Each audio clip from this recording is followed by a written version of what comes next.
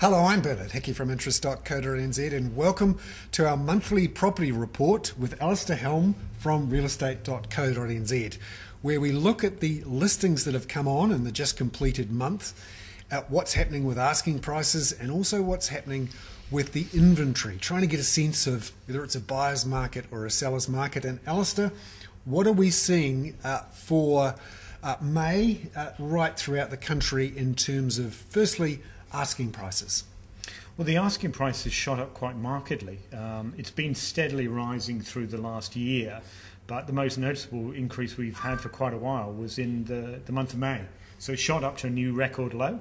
It was at a record low 2 months ago, but it's peaked above that and just sitting there at 435 from that point of view. So quite a significant indication that sellers entering the market are showing confidence. They're there, they're bringing the property in the market, and they're expecting to see what they see as sales price moving through.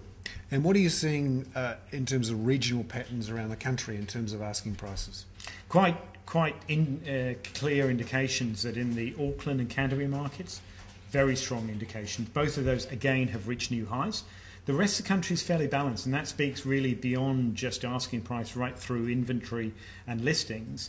It's a two-speed market. It's a polarisation. You've got Auckland and Canterbury, very active. Auckland with its own very active property market. Canterbury somewhat constrained but active. And the rest of the country, balanced, steady, not that active in some ways. Let's look now at the inventory. What you do is look at how many sales there are in any one month, how many listings are on the market, and try to work out how many weeks of inventory are there. Yep. You've got the long-term average for the entire market across there, and we're still below the average, which suggests we're in a seller's market. Yep. But there has been a bit of a pickup in the last month in terms of a bit more inventory there, up to 35.7 weeks. Yeah, as you say, the long-term average is 41. It's picked up 35.7. It was down at 33 as a low point, had been falling for 6 months. What is behind those figures is, again, two separate markets. Auckland and Canterbury are showing some of the lowest levels of inventory. They're down at 21 weeks, which, if you think about it, 21 weeks is barely 4 months. It sounds like a lot of stock, but in the property market, that's low.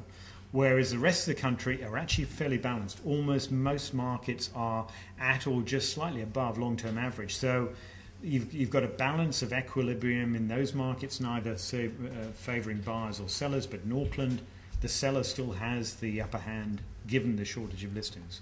It's interesting too, in May we've seen quite an increase in listings across the country.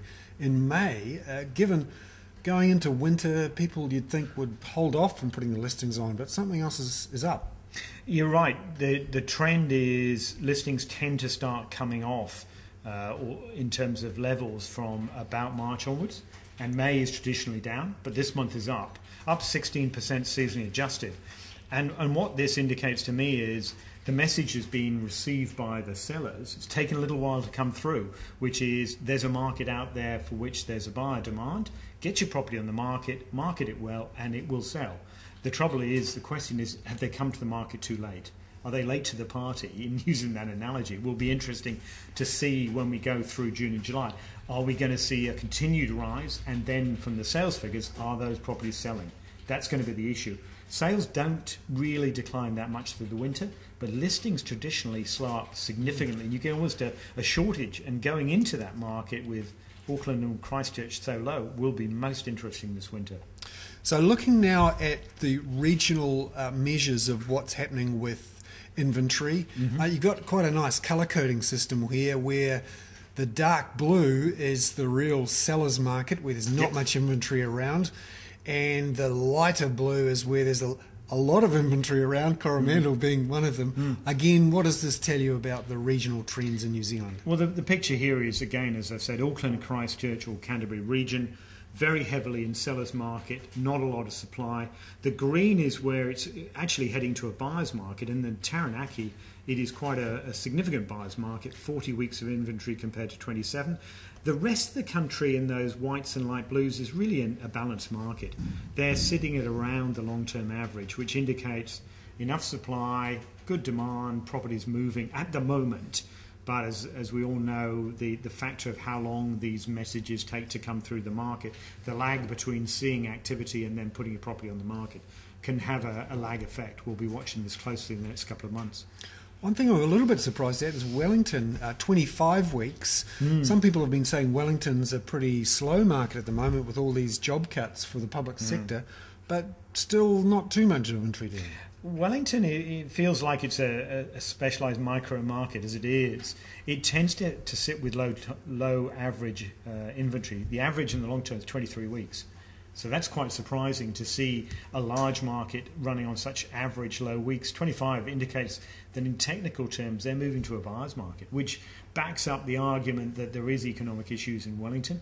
And in terms of the number of listings, they're coming on the market, but asking price is not that high in Wellington relative to the peak we're seeing in Auckland and Canterbury.